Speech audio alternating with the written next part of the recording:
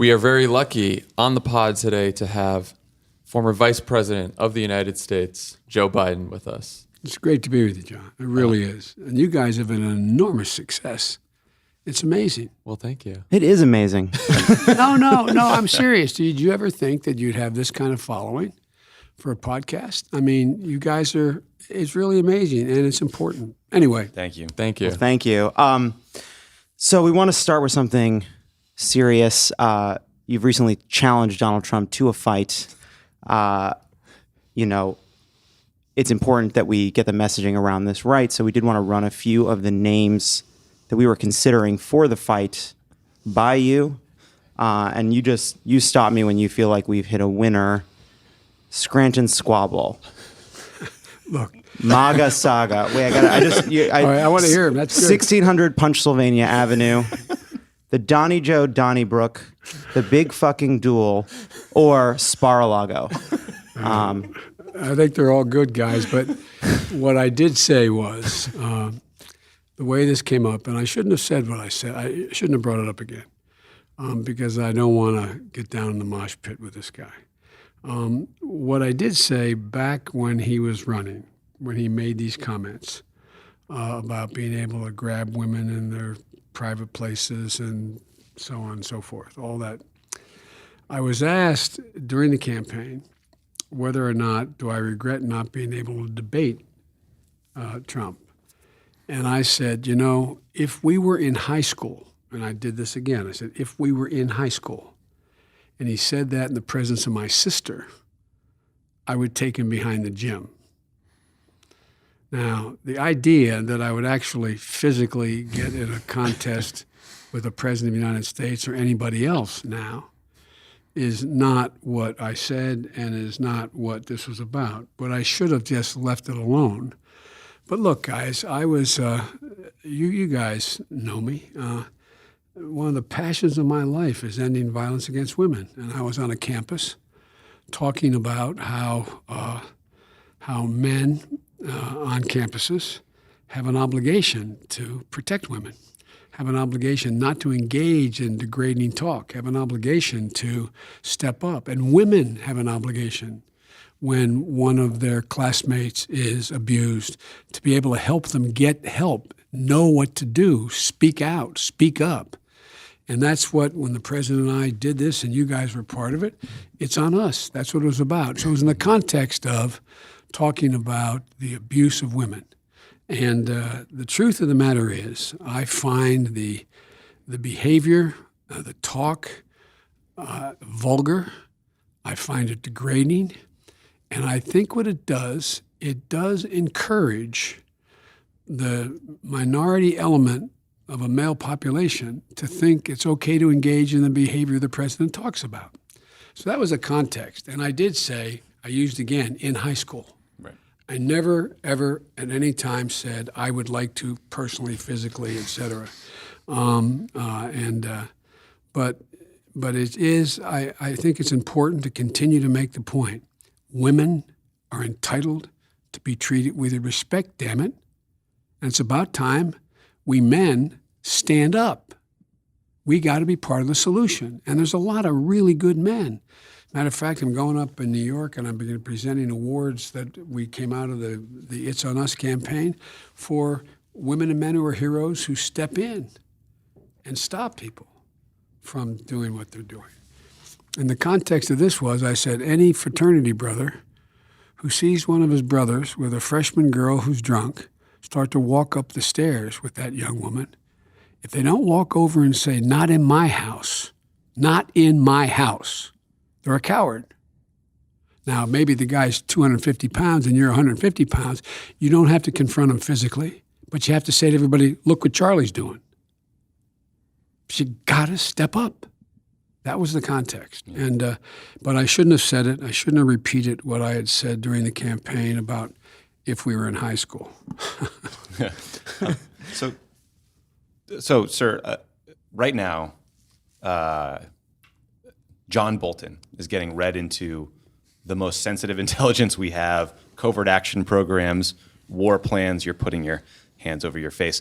What do you think about Trump making John Bolton a national security advisor? And more broadly, The conventional wisdom a month ago was that McMaster, Tillerson, Mattis were restraining Trump.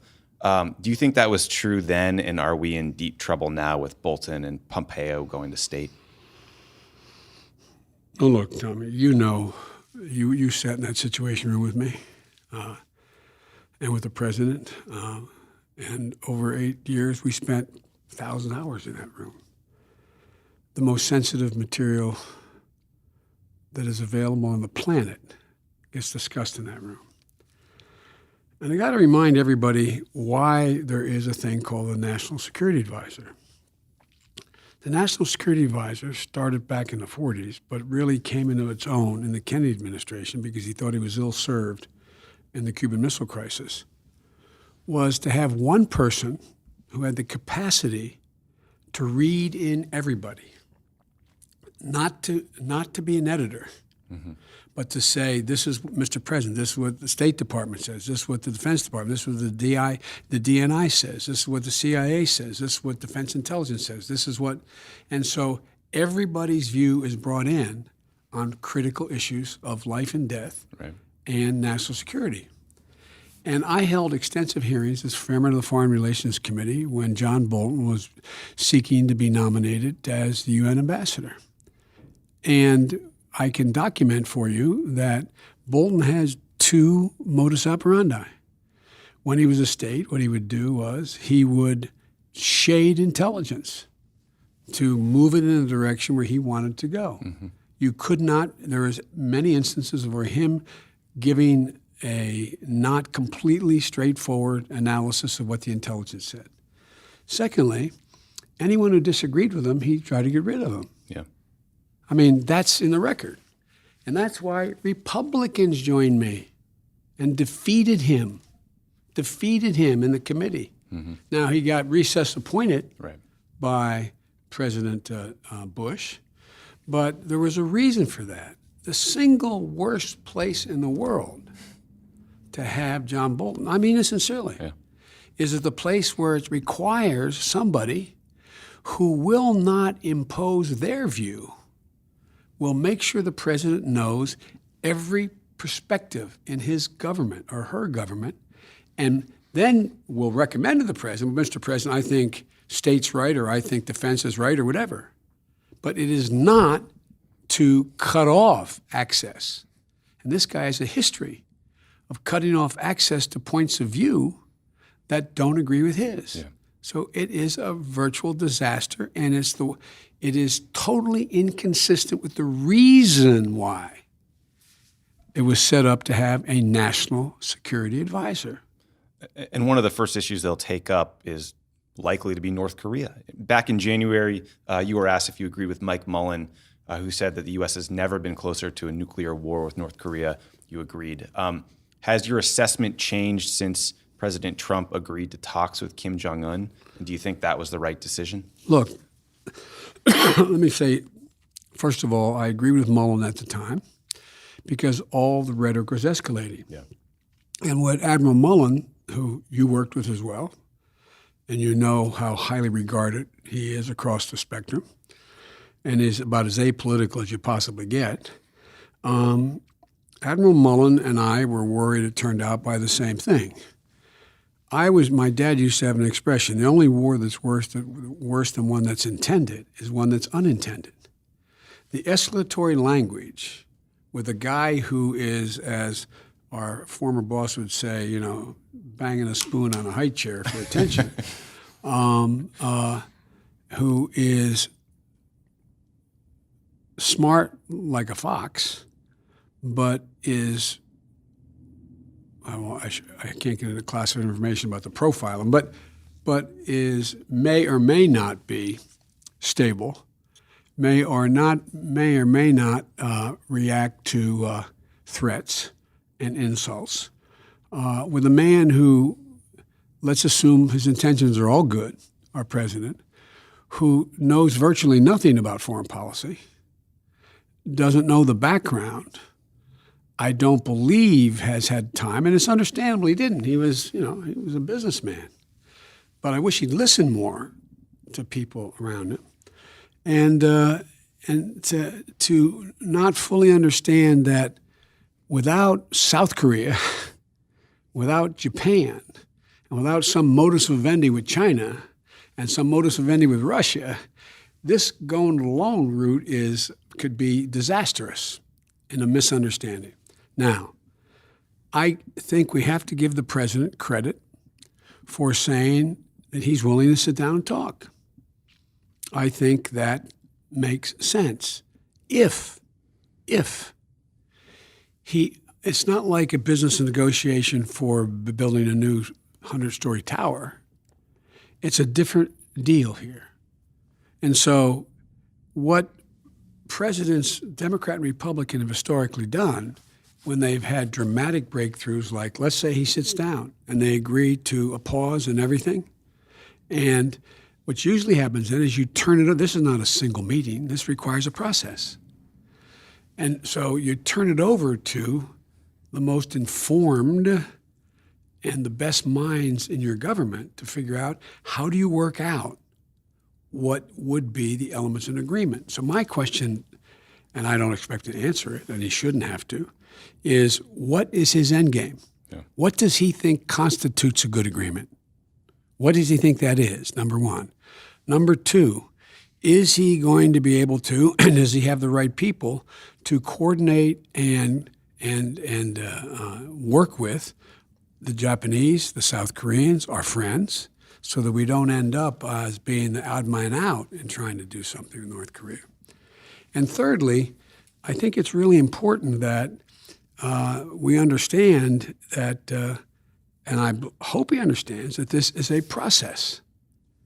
The idea, I can't think of, when I got to the United States Senate as a 29-year-old kid, not a joke, the reason I ran for the Senate showed I could not win, but the governor's seat they showed I could have won. Mm-hmm. And people, well, why didn't you run for governor? Well, the reason I didn't run for governor is because of my overarching interest in foreign policy.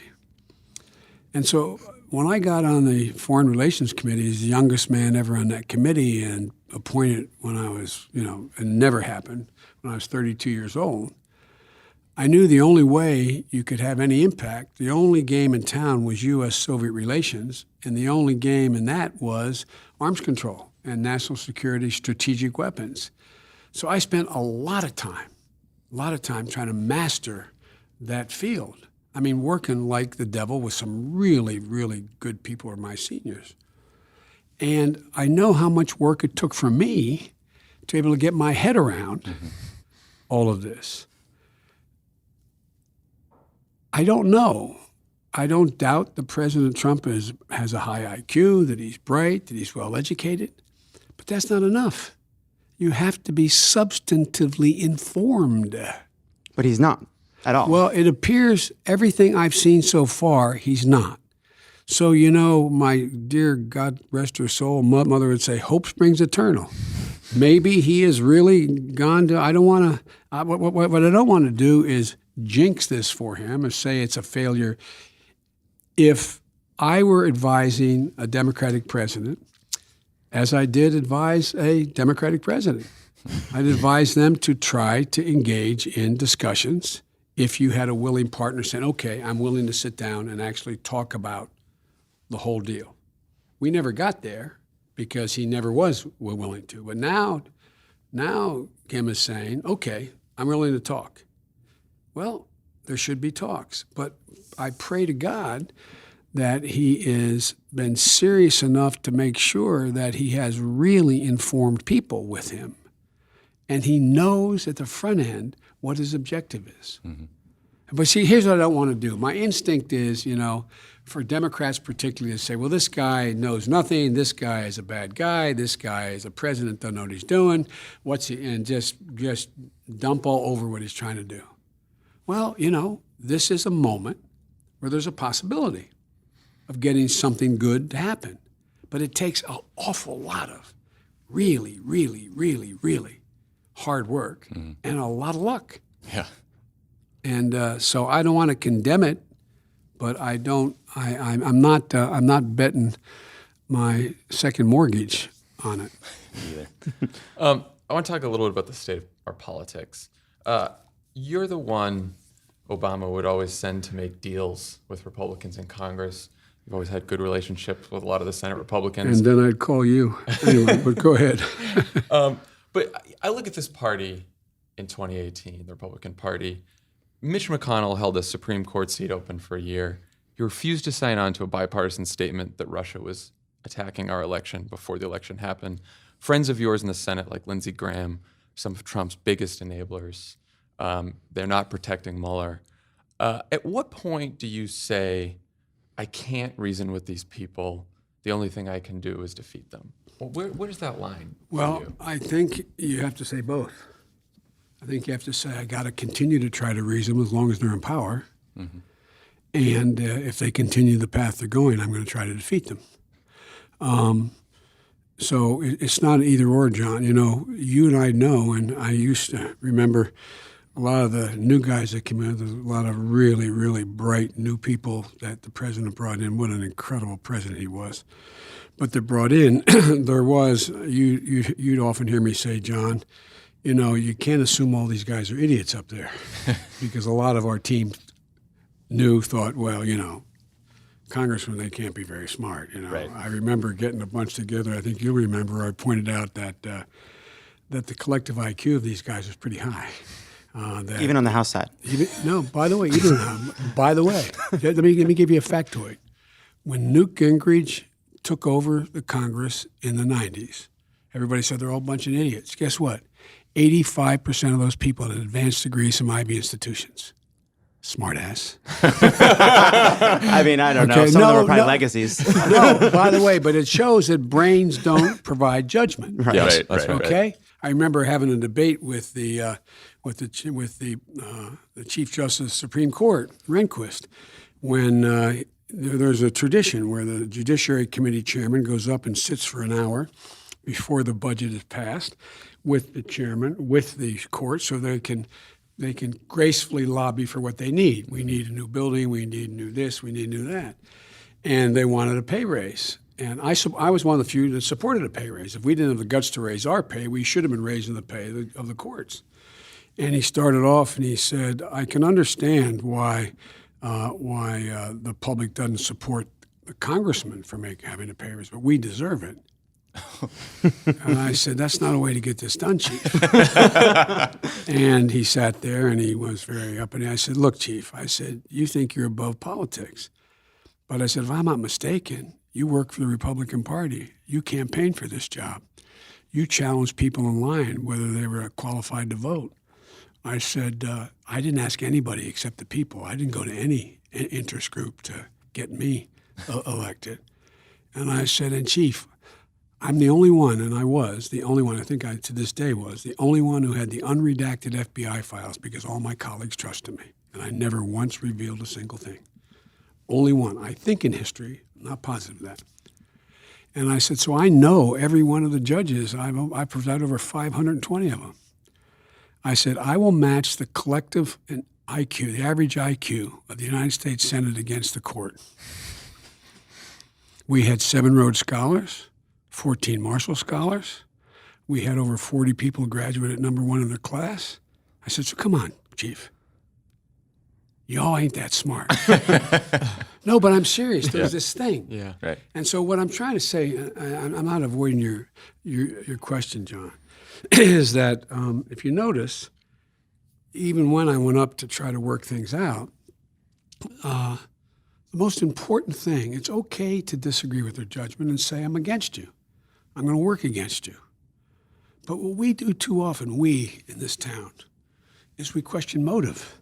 We say the reason you're doing the do is because you're either stupid or you're in the pocket of this or you are not ethical or you're not a religious man or woman, etc.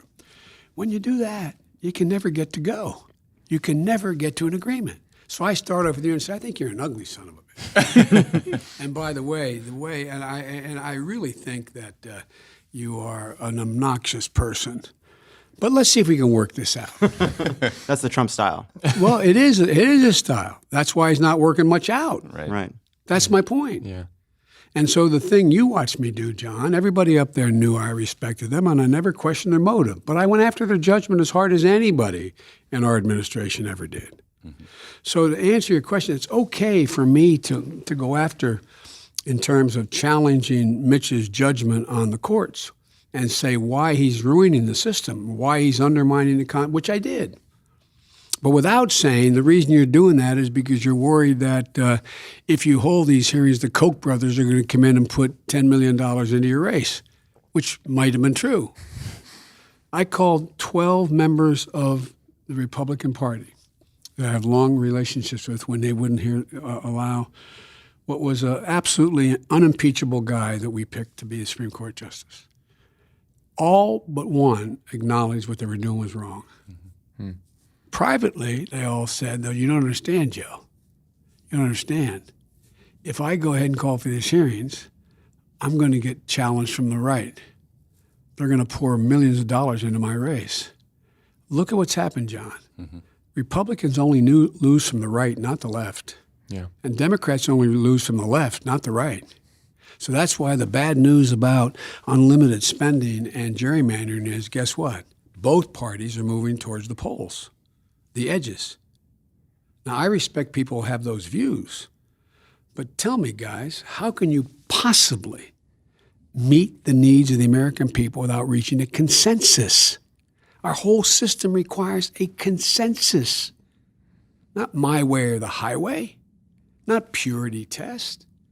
There are certain principles. And by the way, you've watched me. I'm going to say something outrageous. I have never, ever, ever, ever voted for anything I thought was wrong, even when it has cost me dearly at home. In the middle of the most extensive busing order in all of the United States history in my state, I voted against an amendment, the deciding vote, to allow the courts to keep busing as a remedy. Because there are certain things worth losing over. But so, it's not about me. There's a lot of people who've done that.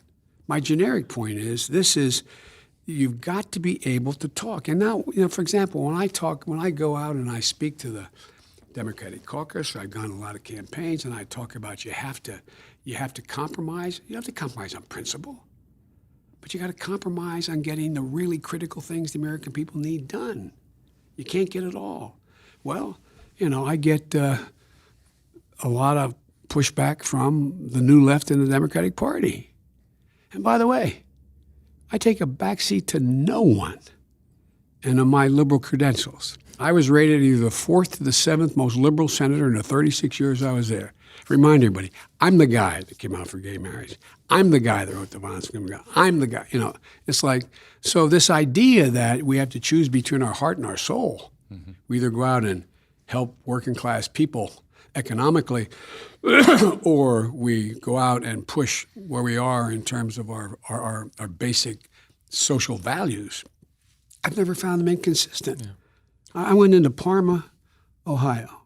Like I said, I did 83 events for Hillary. Toward the end of and she would have made a great president, in my view. I went into 83 events, and one I did in Parma, Ohio, where Ford Motor Plant. And talking to her team, her highest team, they began to wonder whether or not they could ever break through with high school educated people.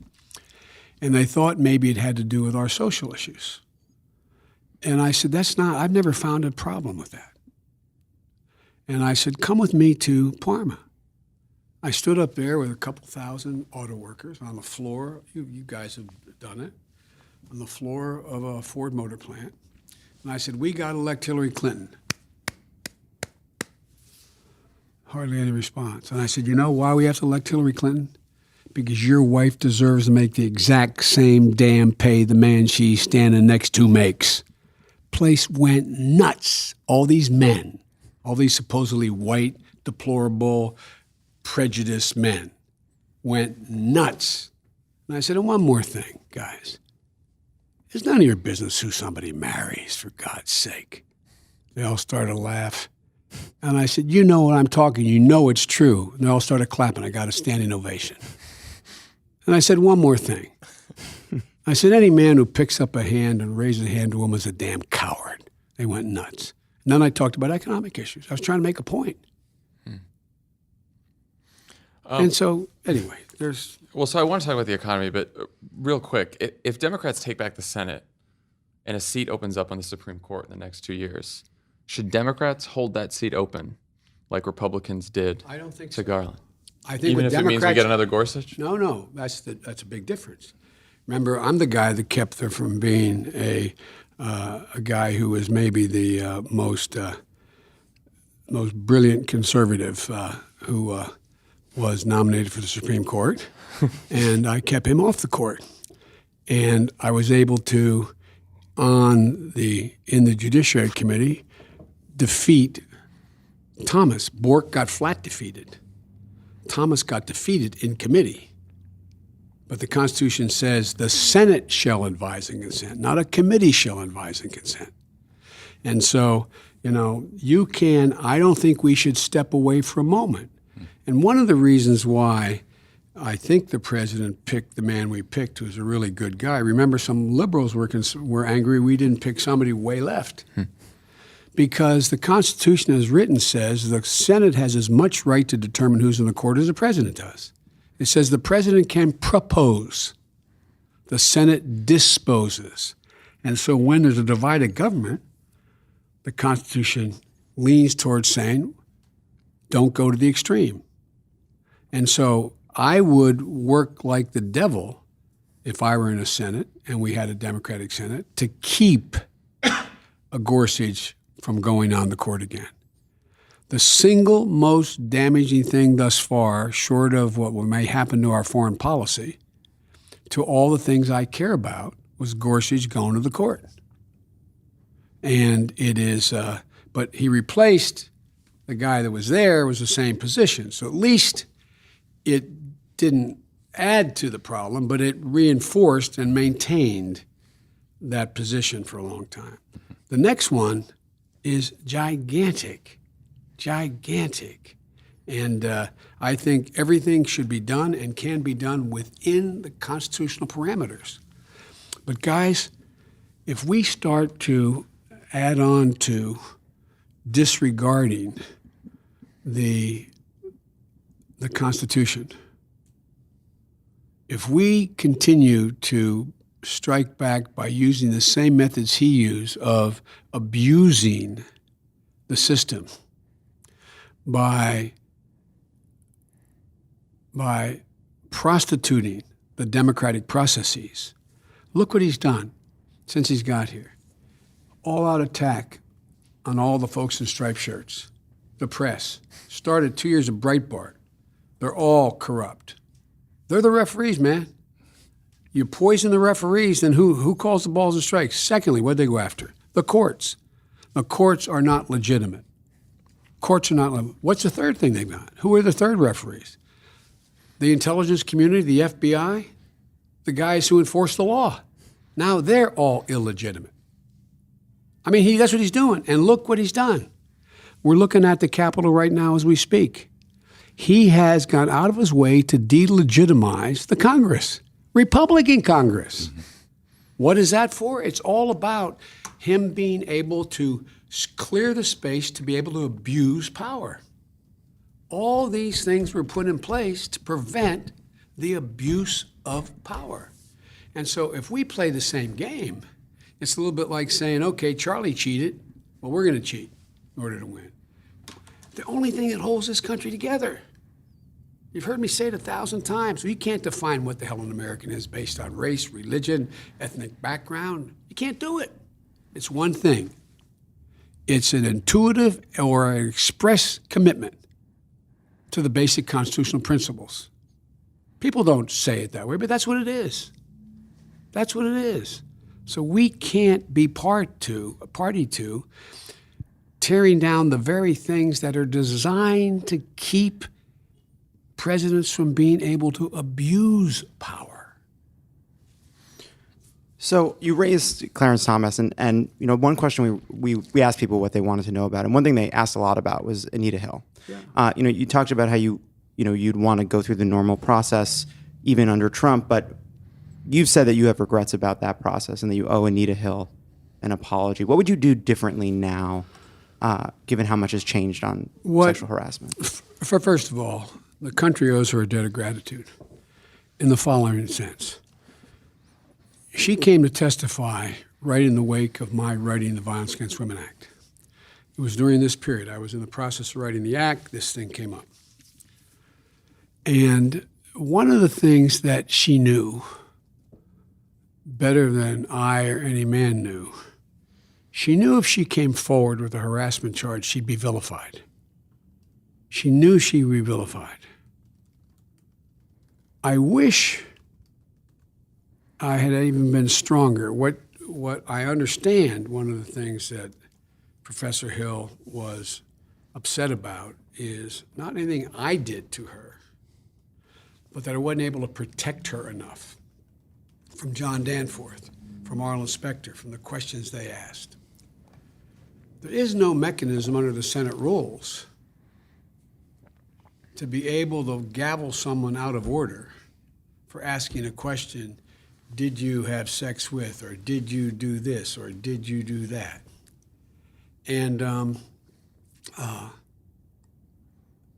in retrospect, I wish I had been more vocal about, although you're allowed to ask that question, you're being a lowlife asking that question. Yeah. No, I really mean it. Because the one guy that came and testified about he knew her, what kind of girl she was, you go back and look at the film. I got in such an argument with him, I called him a liar. I got so enraged I was shaking my fist. So I believed Anita Hill. When I didn't believe Anita Hill. The question is, how could I have, and is there a way to stop senators from asking questions that I think are inappropriate to ask? Now, what I did move out of order is there are certain things that are pretty clear. For example, to ask someone what their religious beliefs are is irrelevant.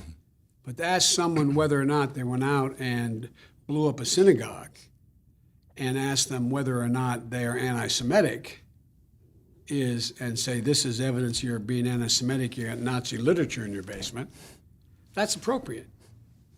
But if it doesn't relate to if it relates to that we just think you're a bad guy, I can't say, well, tell me, what are you in? And this came up on Bork.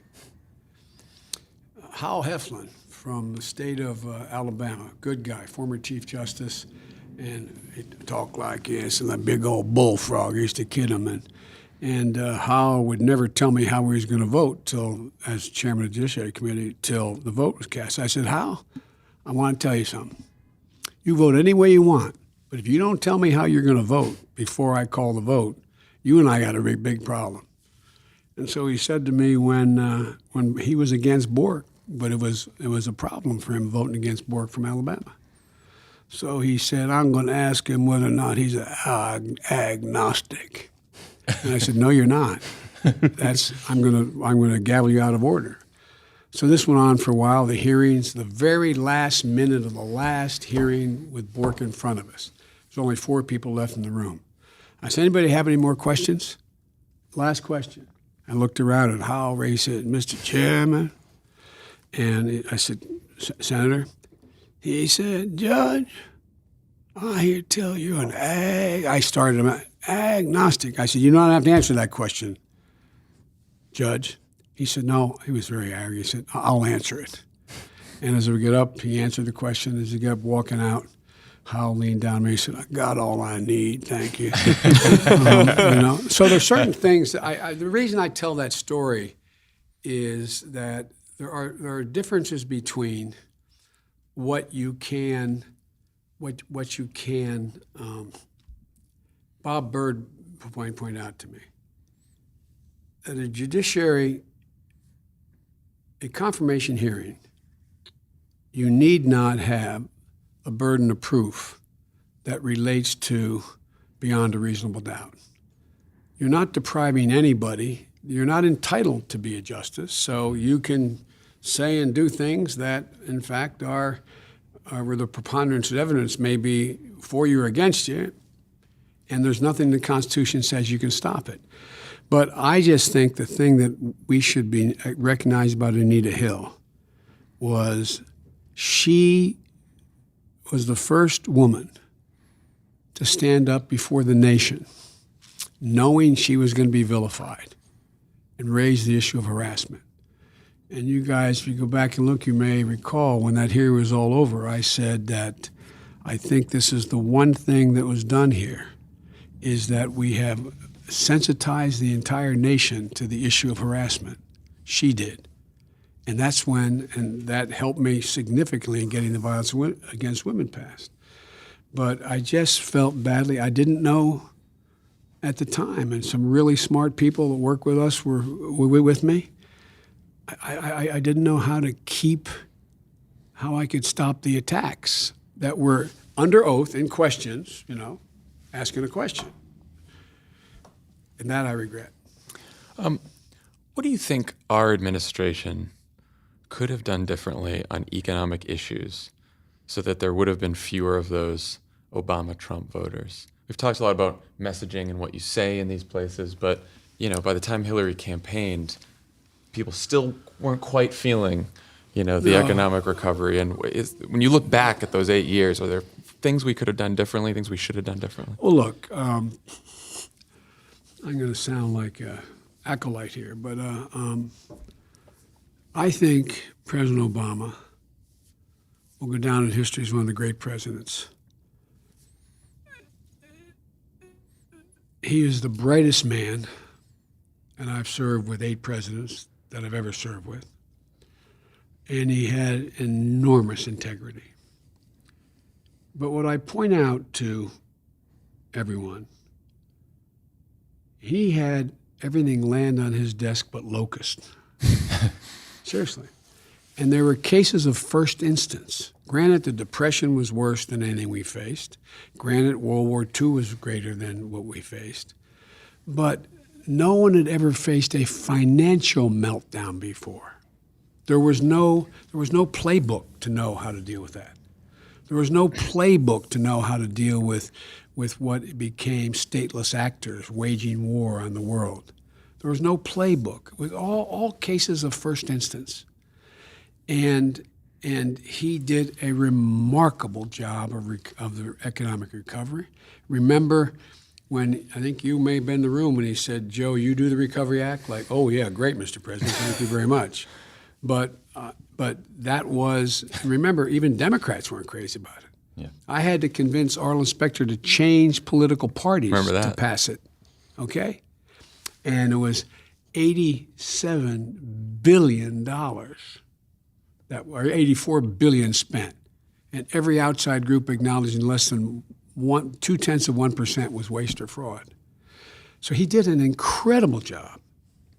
But we never had time to take a victory lap. What I used to say is we should talk more about this. He'd say, no. You know him. He wasn't about, compliment me. But people didn't know what we did. They really didn't know. I remember when he had me negotiate to prevent the shutdown, and I was able to get them to keep the stimulus of dealing with payroll taxes, which was billions of dollars, and it made a difference in people's paychecks in a big way. Well, I was up in New York with a group of people working on, at the president's request, we're working on renewable energy. And we're talking about the Empire State Building, all the new windows had to be changed. And when they did put in all new windows and a new system, they could save hundreds of millions of dollars, And I have all these guys together and women together in a room about this size. There probably was 30 press people, print and television. And the chief, the guy, the contractor of this, said to me, he said, you guys ought to talk about this, what you're doing on the wages, on how you've cut the taxes. And I said, what do you mean? He said, the woman who's my maid, is his phrase, came up to me and said, thank you for the pay raise. When you remember when our team looked at whether people thought we did anything? Yeah. They had no idea it came from us. But I was the guy, as you remember, I always wanted detail. I was saying, we got to say something. No, let's move on. We got to move on. So part of what I think I wish we could have done again, going back, is I wish we had let people know simultaneously, this is what we're doing. By the way, the reason why you are boom, boom, boom, this is why. The reason why this job came back is because of this is what we did. The reason why, but there was so much, it was a deluge. Feels quaint now worrying about spiking the football when Trump tweets about the stock market every Right, 6 minutes. right. No, but remember, that was the president. I don't want to spike the football. Remember? Yeah. Which is admirable. The second thing was, and I used to have the debates with the economists, all my friends in there, was I don't think we use the phrase middle class enough. Remember when I'd use it, how they'd say, yeah, there goes Biden again, okay, middle class again. No, I'm not joking. Not a joke.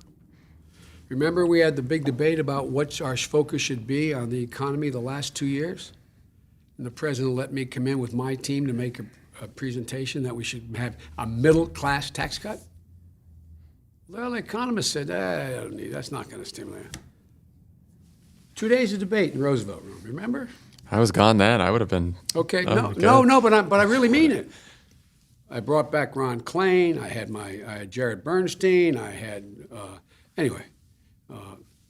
team. We put together a whole package. Well, really smart guys. It's easy to second guess now. But what I was trying to do was actually demonstrate tangibly that we're listening. Because look, what's happening, guys? I recommend to your listeners, there's a book written by Professor Williams. It is really worth a read. It's called The White Working Class. And he doesn't talk about, she said, we've gone from class politics to class cluelessness. It's like, I guess I don't know, this is what, I'm helping you all here, but I was asked to go out and speak at, and I did not accept any honorarium to do it.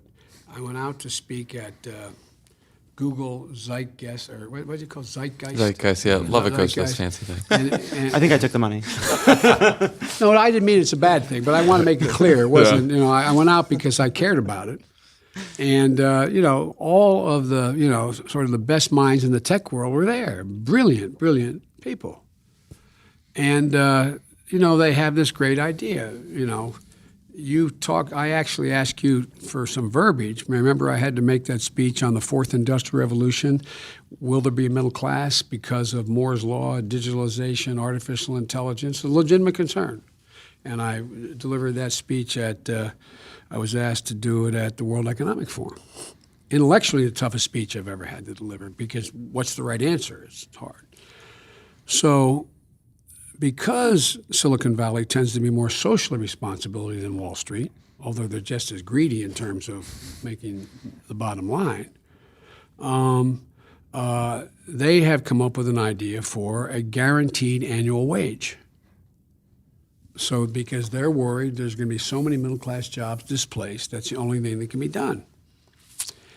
And so I spoke, and I complimented them on their social consciousness. I wasn't being a wise guy. But I said, guys, you're missing the point. That's not how America's built.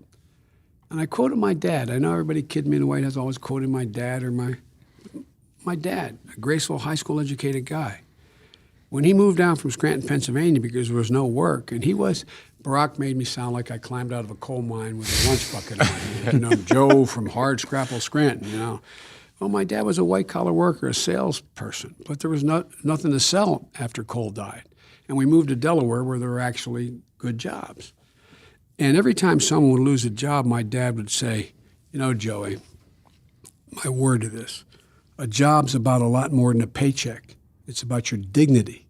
It's about respect. It's about your place in the community. It's about being able to look your kid in the eye and say, honey, it's going to be okay. That's what it's about, dignity. And get an annual wage to sit home and do nothing. You strip people. Now, if there's no alternative, I got it. It's like a rational welfare system. But I don't know anybody on welfare who says, boy, I'm really proud, man, I'm on welfare. So, and the point is that we don't pay enough attention, John, to what really is at the core. And Williams He says it so well about class cluelessness. We mean well, but we're divided into sort of a professional class now and everybody else. It's not the billionaires and millionaires. It's, I'll give you another example. Remember when we got, and you were there, we first got elected, the president asked if I wanted anything. I said, yeah, I want the authority to talk with the cabinet about setting up a middle-class task force. And so we had a meeting at a table like this in my office here at the Penn office. And I said, I called the first cabinet meeting, ended up calling 17 of them. And I said, and one of the great things about working for the president, when he gave me authority because he knew I wouldn't abuse it, and he knew I wouldn't go out of the lines, color outside the lines he was within. So I said, here's what I'd like you all to do. And I think this was in February or March, the first year. I said, I want you all to hire one person who's responsible only to you. And when they get up in the morning, they only have one job. Think of what they can do within your cabinet office to impact on providing some relief to middle-class folks administratively. And one particular cabinet member, I'll tell you when we're off the air, said to me, I don't think that's a good idea. And I said, look, Charlie, do exactly what the hell I tell you, or go talk to the president, literally. I said, go talk to him. It's okay by me. Go talk to him. But in the meantime, just do what I tell you. So everybody appoints that one person.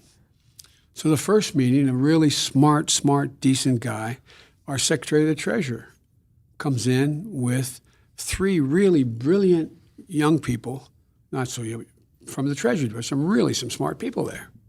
He said, I got a great idea, Mr. Vice President, to present to you, how we can help administratively middle-class folks and working-class folks. I said, great. And he put down this plan. He said, we can revive 529s. Now, 529s, if you have kids, it means you put money away tax-free for college. And now here's my staff.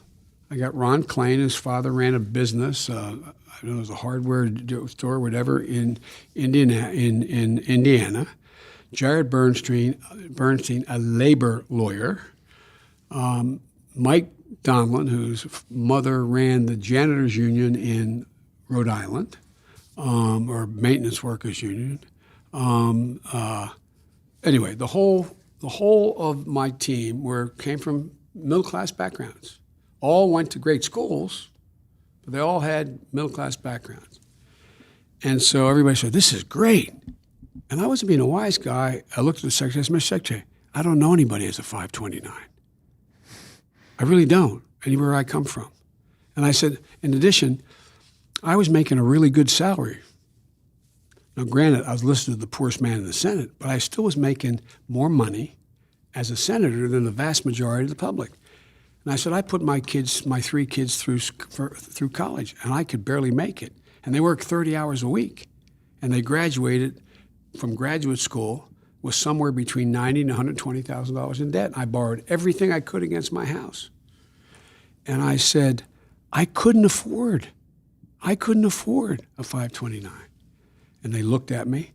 And I said, guys, why do Democrats not support healthcare savings accounts?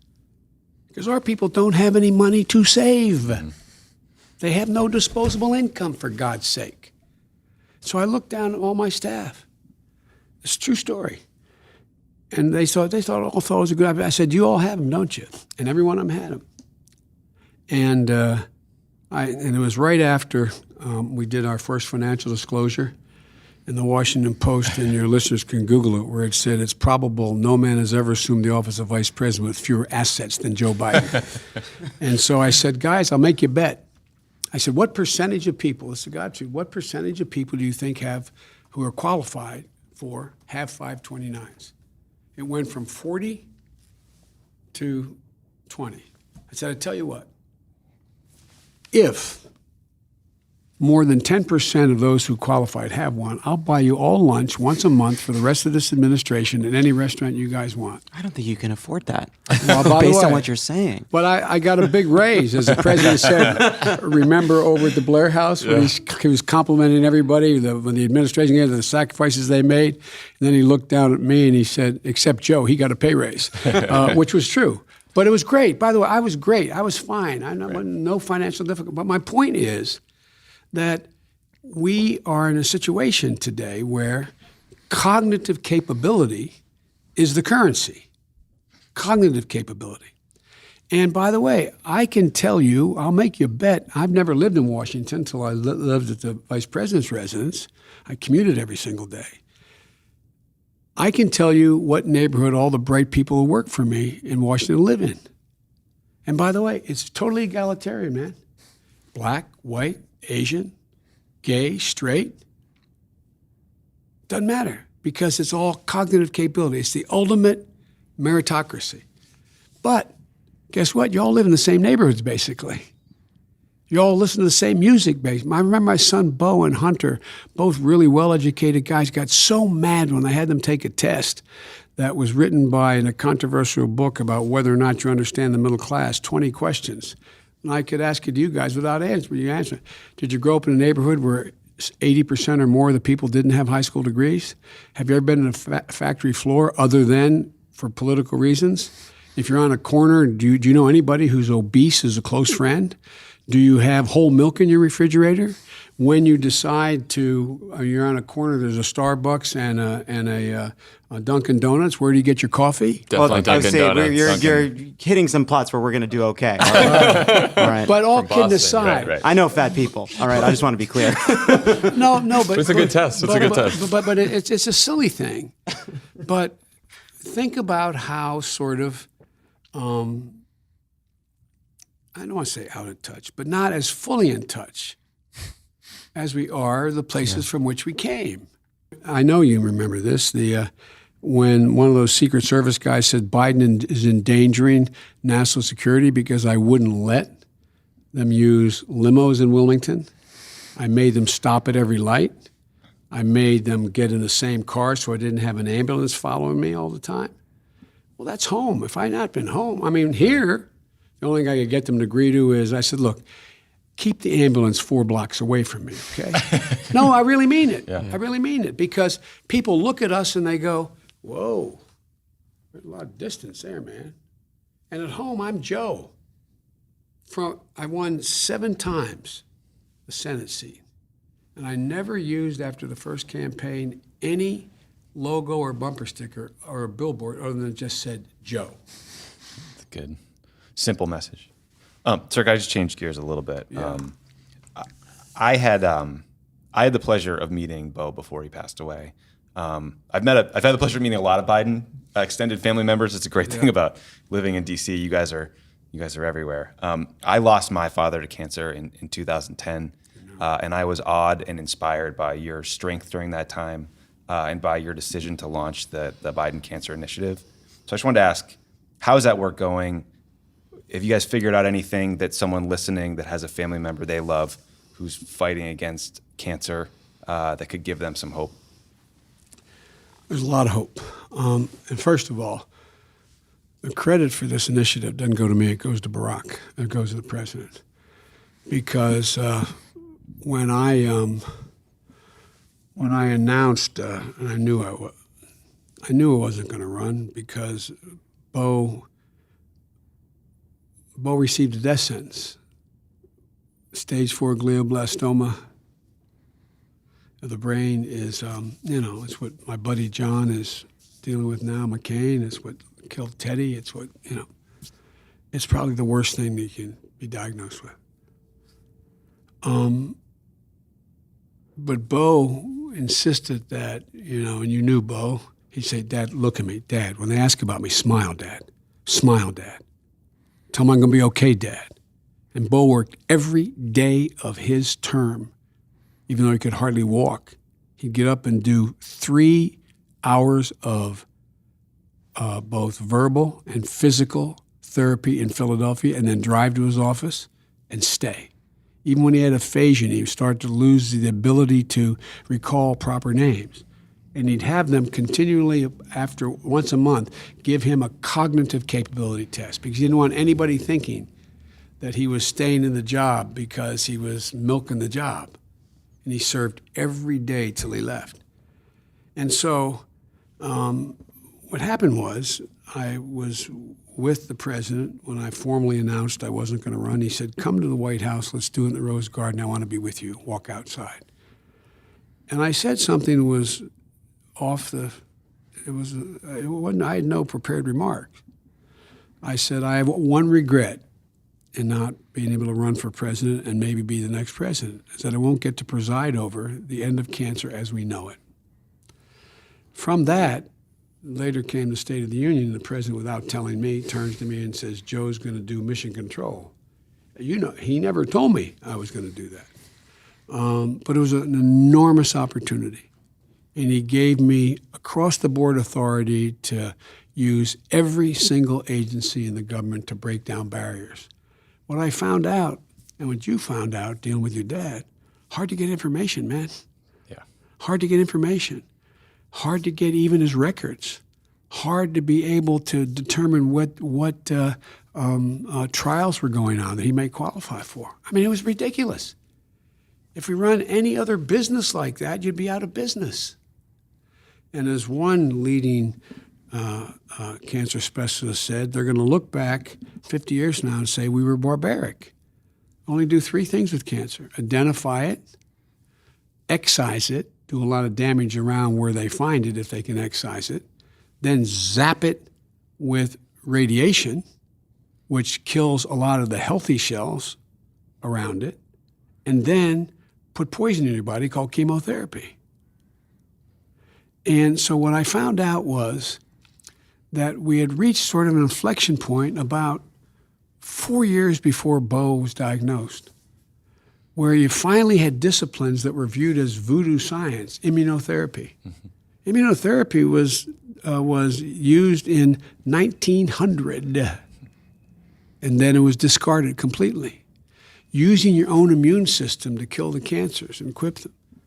So what's happened in the meantime, there's been a number of breakthroughs on particular cancers. The most important thing that's happened now is we're getting to the point where some of the changes the president made at NIH and at the National Cancer Institute, and with the, remember at the very end of the campaign they told us we couldn't pass anything. We passed $6.3 billion for cancer at the end, because cancer is the only bipartisan thing out there, man. And remember, Trump came along and wanted to cut $9 billion from NIH, and they not only didn't cut it, the Republicans, they added $2 more billion. So what is happening now is, and I wish I knew our website. Go find out what the website is for me so I can say it. Go to bidencancer.org. Because there are a number of breakthroughs and a number of changes made that increase exponentially the chances of the first treatment being the best treatment. For example, right now, I got a call in the middle of the moonshot from the chairman of the board of IBM. Would I like Watson? I said, I beg your pardon. He said, would you like Watson? Well, Watson, the computer, has read every single thing ever written in all of history, not a joke, about cancer. And now we can sequence a cancer genome in a matter of 3 to 5 days.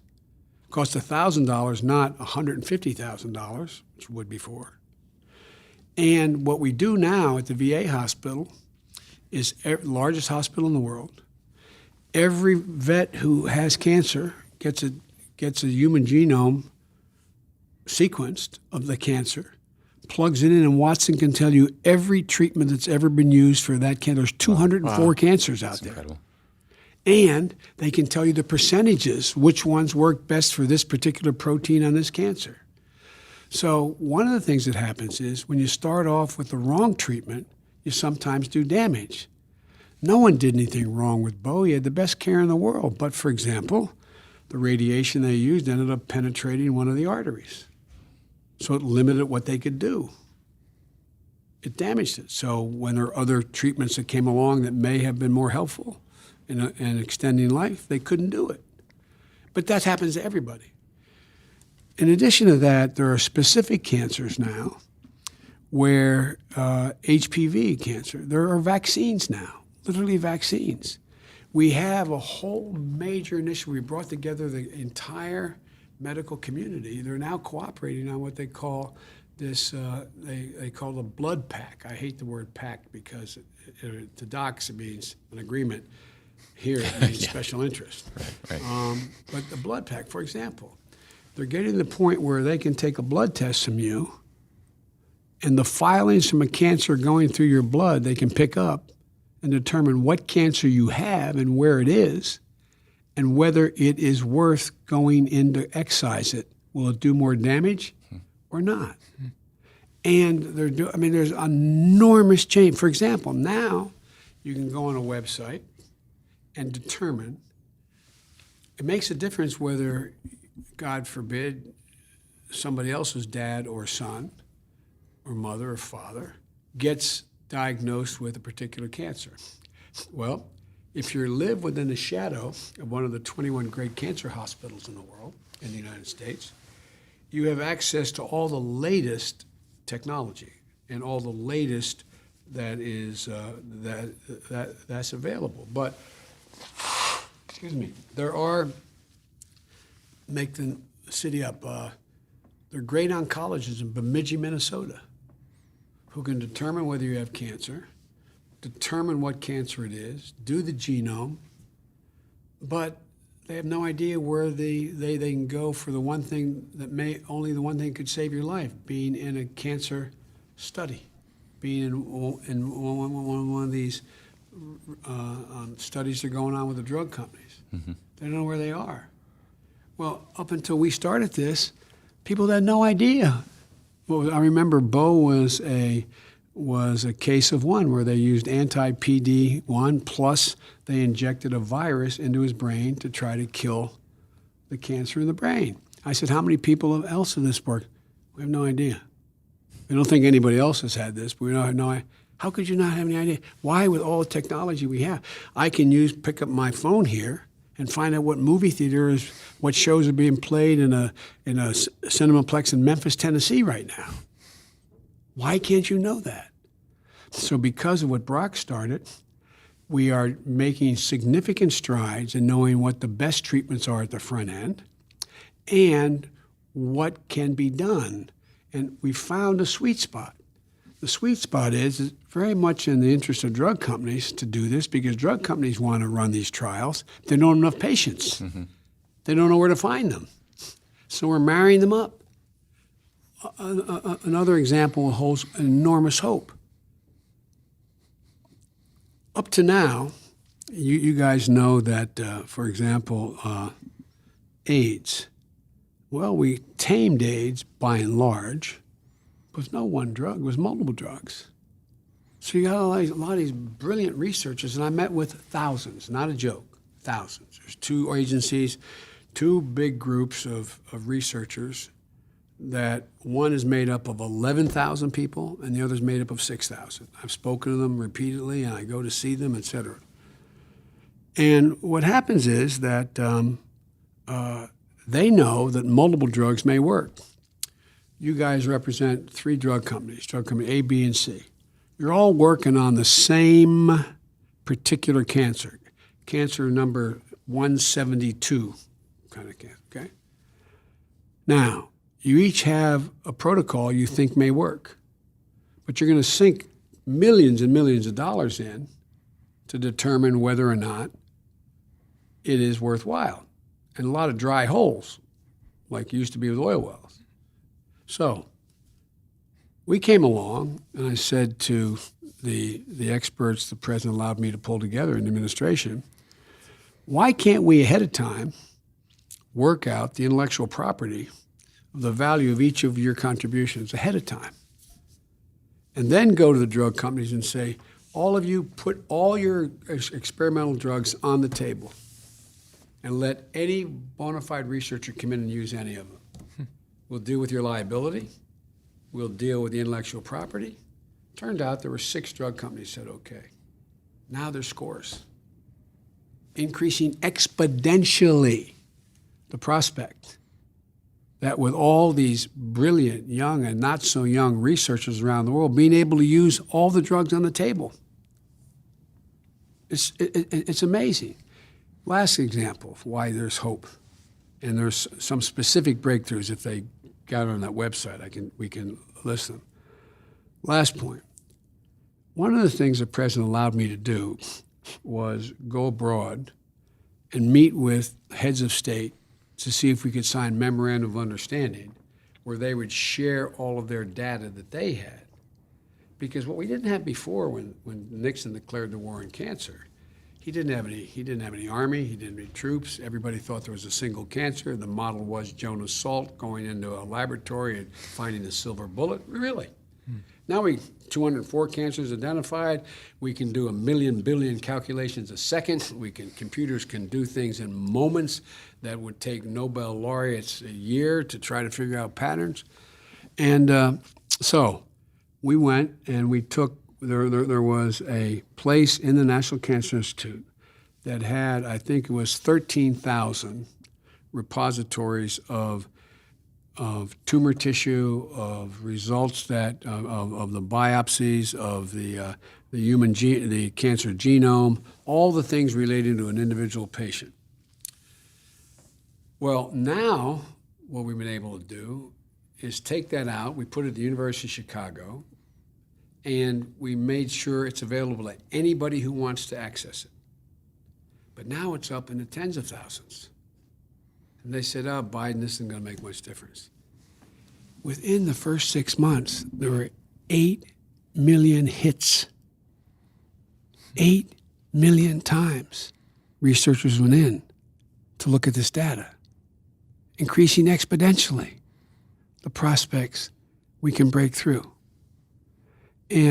But I get a little too passionate about this. But the point is, I am confident, absolutely confident, we're going to be able to do in 5 years what would otherwise take 10. And mark my words, guys, within the next 3 to 5 years, you're going to see start popping up. Like, for example, the drug that's keeping Jimmy Carter alive. Brand new drug. It was a death sentence he had. But they found this particular drug that worked on the particular protein. I'm getting into too much detail. But cancer uses every trick in the book. Cancer masks itself. It's called the blood-brain barrier. When it's in the brain, the immune system can't pick it up saying, I'm not cancer, I'm not cancer. And so they avoid it. They don't try to kill it. Or certain proteins that are on the cancer mask what they are.